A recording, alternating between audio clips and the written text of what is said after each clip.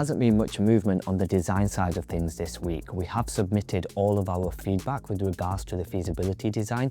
I literally stared at those plans for hours trying to see how we can optimize those spaces. Hi Nick, you're probably going to want to punch me, but that's fine. I'm pretty good at taking a shot.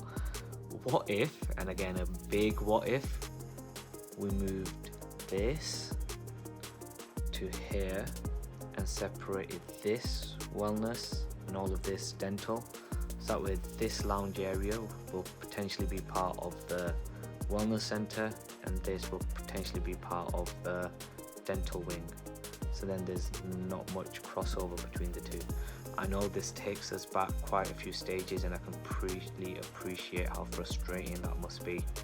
I'm so sorry, and you might just say fuck off, that's fine, but just thinking out loud, mate, just thinking out loud. So all of that has now been submitted and hopefully we'll hear back from Nick and the guys quite soon. Other aspects that have been going on this week, we have learned that unfortunately we can't convert that commercial lift within the building into a passenger lift, so that lift is going to have to go.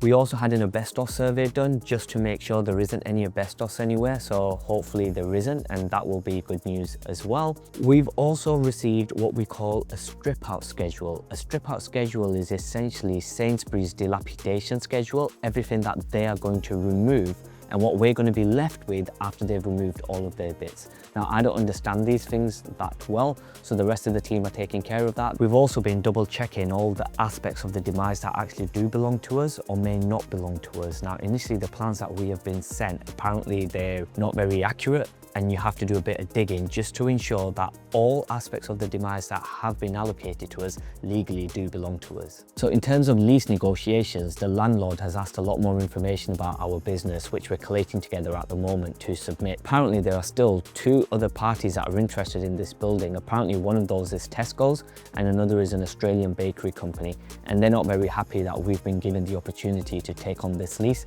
so they're fighting back. Landlord is using that against us slightly to speed us up on certain aspects. That this Australian bakery company or Tesco's is actually interested or not. Now, I couldn't help myself. I ended up going back to the landlord about the break clause, just thought I'd try my luck one more time. I ended up receiving a very stern email from them saying that if I ask about a break clause again, they're going to go straight to Tesco's. So that's not happening. The Asian in me couldn't help myself. I had to try once more.